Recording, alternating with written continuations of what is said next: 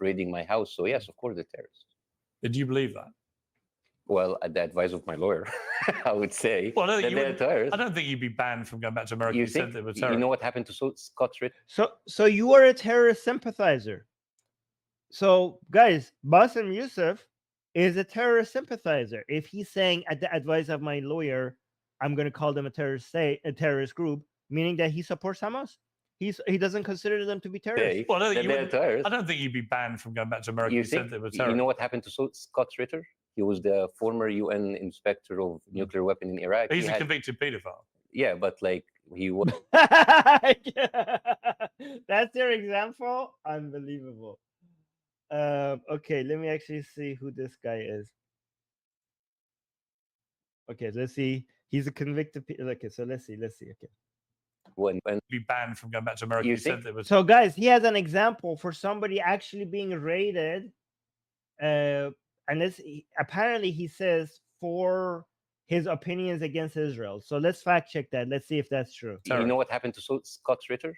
He was the former UN inspector of nuclear weapon in Iraq. He's a convicted pedophile. Yeah, but like when he was raided a few months ago, it was because he was talking against Israel. Asa.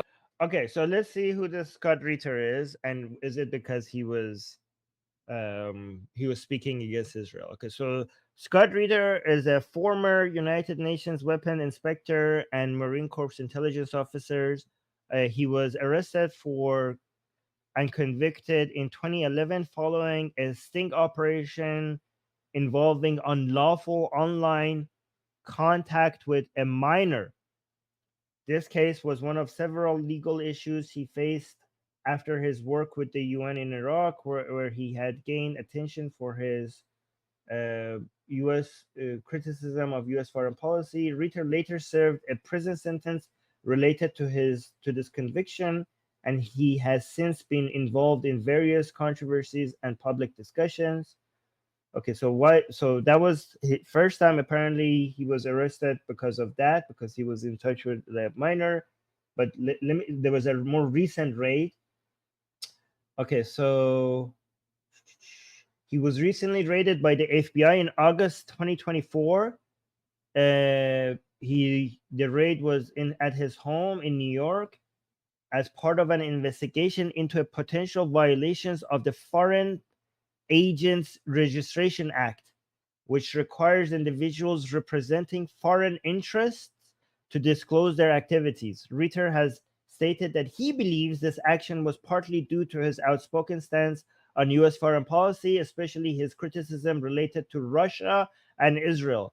Just before the raid, Ritter appeared on a program where he made controversial statements comparing Israel to Nazi Germany. Okay. Well, Ritter has argued that his efforts. Okay, so that's his argument.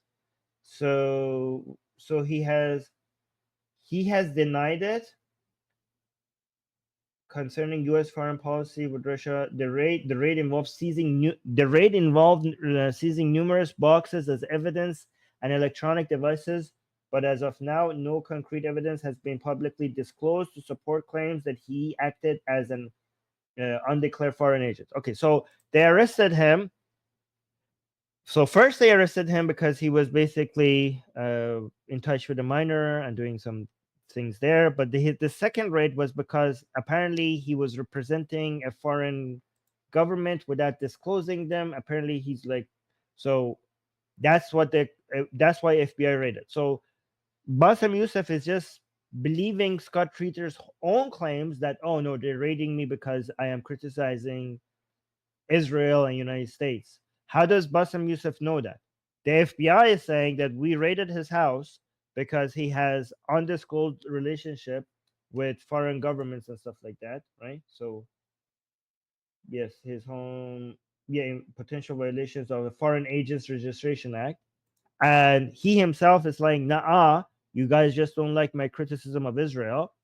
And Bassem Youssef knows that he just trusts Scott Ritter's account on this. I don't know if Bassem Youssef has any evidence.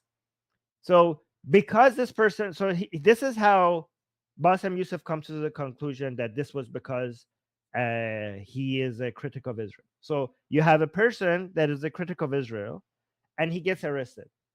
And these two data points means that is enough for Bassem Youssef to find a causal link between these two dots. Okay? Do you understand how insane that is? You have this happening and this happening, that must mean they're caused. These are two data points that happened close to each other. Does that mean that there's a causal link between these two data points? Does that mean that Ash's super chat was caused by me drinking, taking a sip of my drink? That's how Bassem Youssef comes to conclusion. Like, can you show us, Bassem Youssef, that the reason why they arrested him? And maybe, guys, remember, correlation is not causation, even when you have multiple data points. But he doesn't even have multiple data points for me to even make the case that correlation is not causation. He has only two data points. And so the correlation, you haven't even established correlation, let alone causation. But even if you assume correlation, maybe a guy who's anti-US policy and anti-Israel is more likely to be an actual foreign agent than someone else. So there's a third external correlating factor that is actually the chain of cause that completes the chain of causality. Do you understand? So maybe his anti-Israeli and anti-US perspective is the reason why he has these opinions, and also the reason why he's a foreign agent without disclosing it, which leads to the raid. But again, these are too complicated for a mind like Bassem Youssef. Do you guys understand what I'm saying? Do you guys how basically the simple version of it is that Bassem Youssef has not shown us that the raid was caused by his opinions against Israel. He's just claiming it without any verifiable evidence. That's the simple version of what I just said. Saying shalom. Well, shalom back to you. Yeah, I'm trying to start my shows by saying shalom instead of hi, everyone. I keep forgetting. I will turn that into a habit. Because I've noticed when I start the show by saying shalom, it pisses off anti-Israeli people. So I kind of like that. So I'm going to try to get the habit of starting the show by saying shalom, everyone. Shalom. Eventually, I will get there. Let's continue. Win Stanley. He was a British journalist in London, and his house was raided just last week because he talked about. Oh, so true. Armin is pronounced Marine Corps. Oh, okay. So now I get it. So Marine Corps. Okay. Thank you so much for the pronunciation. About Israel. And this is actually, Pierce, what I like about you is that you are a fierce warrior against cancel culture. Right? Yeah. If you cancel people for their opinion, we're not living in a free world anymore, right? I totally agree. So, for example, you have Robert Saleh, who was the coach of the NFL Jets. He wore like a small Lebanese flag, and he was canceled. I mean, I don't know. It's interesting. I came to America, and I was so happy that I can speak about anyone I want, and then suddenly it's like, oh, we can do whatever you want, unless if it's like it is. I mean, it's tangible to me. Yeah, well, I mean, you have all these pro-Hamas and pro-Hezbollah position, and nobody is knocking at your door. Nobody is arresting you. In fact, it's so bizarre because they're like, oh, I came to America because you could have all these opinions and all. Yeah, but you have these opinions and nobody's doing anything to you. In fact, you have a much louder voice because you have these opinions. People get famous for having these opinions. Why are you acting like you're being silent? Why do you have to act like you're the victim? Let me see his claim here. Lebanese coach of the NFL Jets. He wore like a small Lebanese flag, and he was canceled. I mean, I don't know. It's interesting. I came to America, and I was so happy that I can speak about anyone I want, and then suddenly it's like, oh, we can do whatever you want, unless if it's like it is. I mean, it's tangible. Unless if it's Israel, you idiot.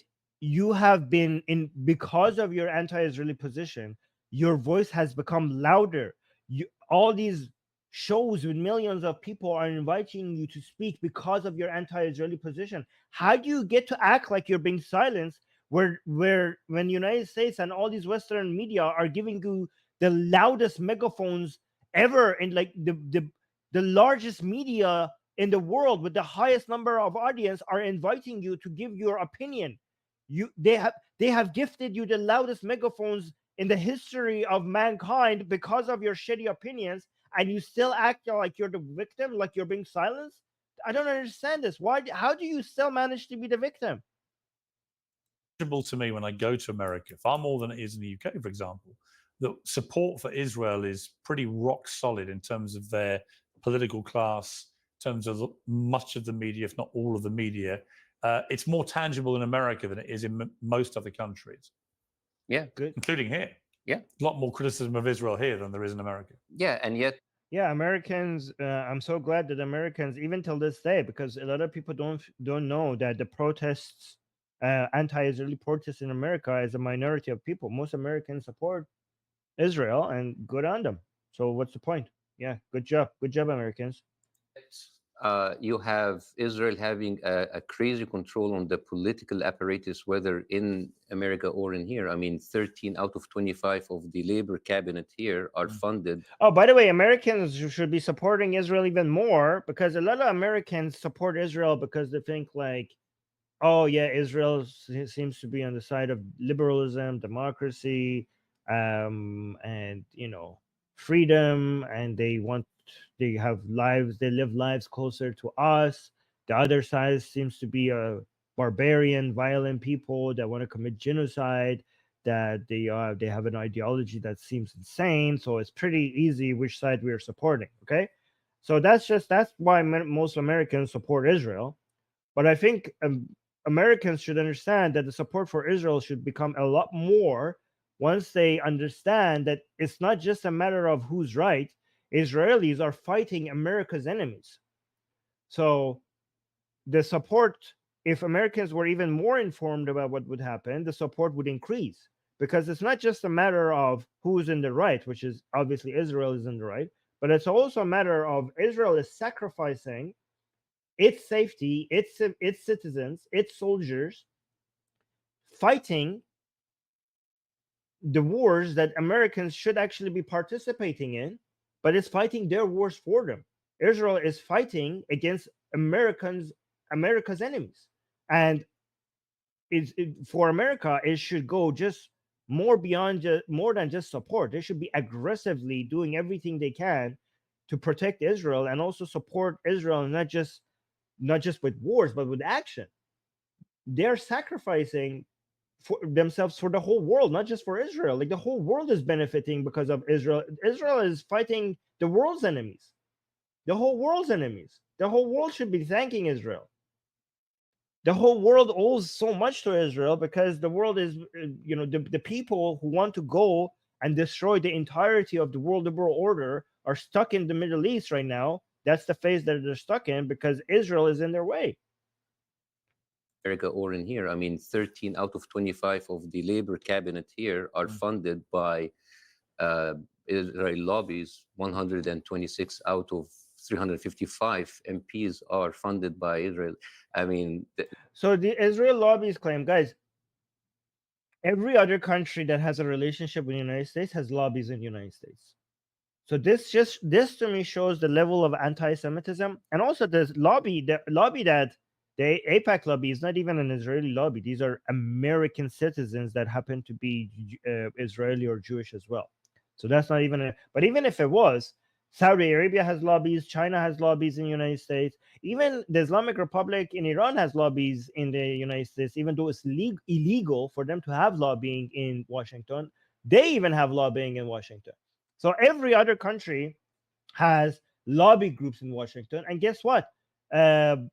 Almost every other country, the main countries, almost every powerful country has lobby groups in Washington, and also United States has lobby groups in other countries. So this is something this is part of politics, lobbying the government to get to do for the government to do the things that are within the interest of your country or your industry is part of politics everywhere. But for some reason, people are like, oh, they are under the influence of Israeli lobby groups, as if like, yeah, who doesn't do that? Everyone does that. Everyone does that. Germany does that. France does that.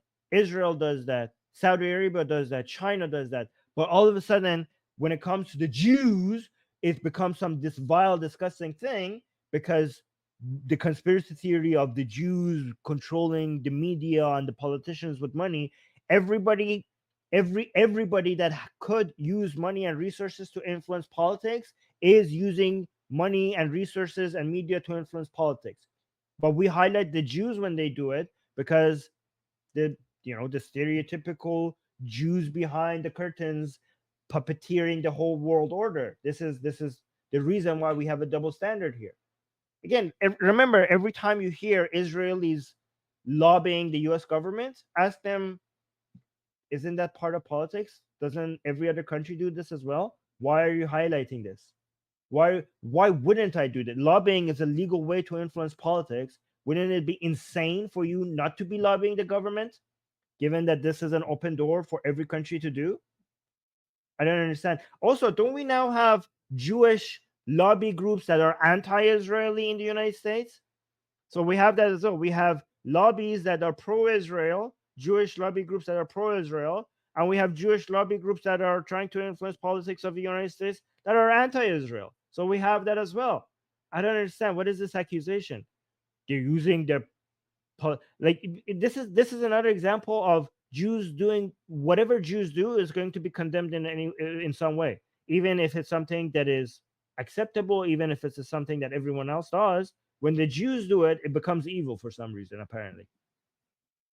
It's out of those 13 members of cabinet is the prime minister himself, his counselor, his deputy, the home secretary, the foreign secretary, and the secretary of Treasury, who oversees the arms shipments to Israel. So yeah, and all of these other politicians are under the influence of lobby groups by Germany, by France, by China, and in fact, lobby groups by China do a far more destructive and damaging things than the ones by Israel. I don't understand why. I mean, I think we should talk about that more about anything, because that is actually what gives Israel the cover for what they're doing. My take on Israel's government is that does Israel give the cover for what they do? Israel using politics. Israel should just basically crawl in a corner and just die for these people to be satisfied. Israel basically doing politics is now condemned. Okay, fantastic.